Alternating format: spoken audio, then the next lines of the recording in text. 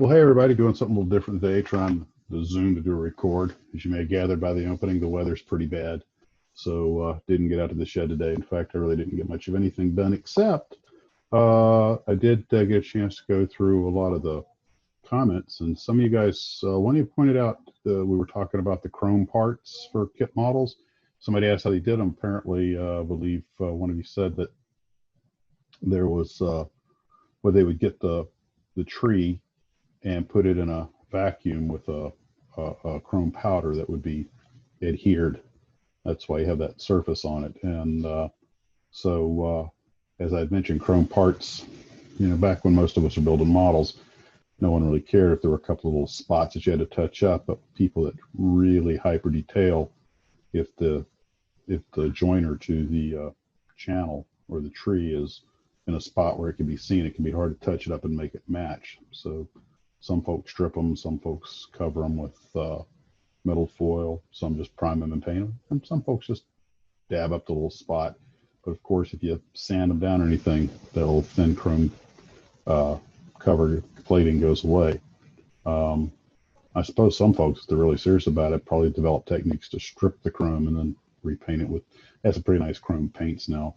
But I remember when, I believe it was Hawk, was putting out entire airplanes that were all chrome, and there was no way to file it down and everything, and put it up the seams and stuff, and then make it match. It was a marketing thing, and it is an extra cost for them. So those kits gotten pretty expensive now, but I'm sure some of you probably developed a technique to, match paints or something to cover it up. But I thought they were kind of neat, but back in those days, I didn't really paint kits because I was just a kid. So the chrome was a kind of a cool thing. It was an airplane that was supposed to be chrome, but a little bit of overkill. Which I think I had the OB-10 Bronco, and I might have had a Skymaster, but I forget if the Skymaster was chromed or not. But also that 65 GTO I got, turns out one of the viewers is the artist who did the box art. So I'm trying to contact him about maybe doing a little thing on him, and like, okay, so how does someone become a box art artist? Because, box art is a huge part of kit models. I mean, it's what gets you to buy the model. And I've often wondered about the kind of people who sort of, toil in anonymity, that do things that actually, influenced us, not only as kids, but even today, we're still drawn to it. And so hopefully there might be something to go in there. I know a lot of you guys have interest on it. By the way, as you may have been able to tell, my comb is back to work. It went off strike.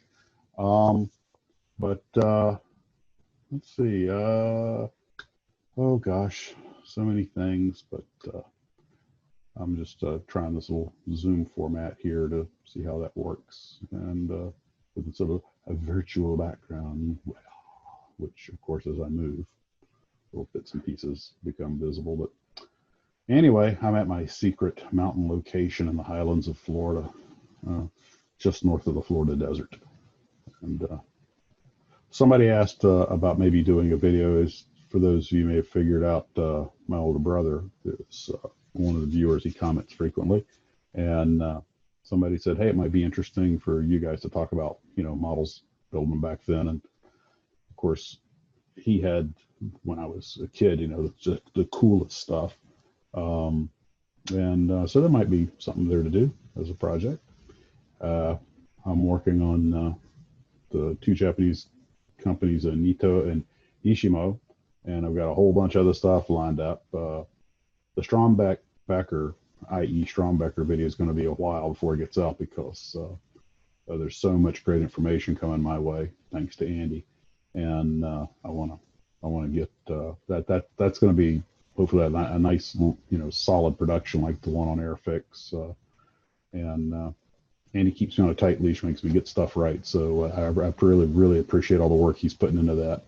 And let's see, gosh, a couple others that smaller companies have been looking to do, but I should have got some of that done today. I didn't even get out of the shed because of the weather, the beginning, the opening video. I shot just before I sat down to do this. So it's that kind of day down here in Florida. We're all, you know, pulling out the bass boats and putting on life jackets. So, oh gosh, so many cool things to talk about, but I'll keep it short tonight since,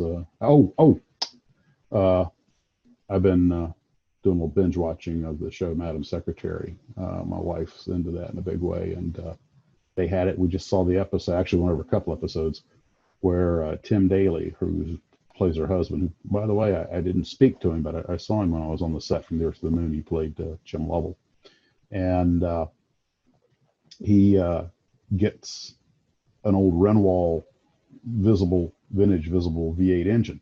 And they actually mentioned, he says, "Oh, I got this, for my dad's place." It was his father had recently passed away. He goes, and they several times they mentioned this is a Renwall visible engine. They actually accurately described the kit, and over a couple episodes, he's trying to build it and get it to work. And his son gets involved with him a little bit.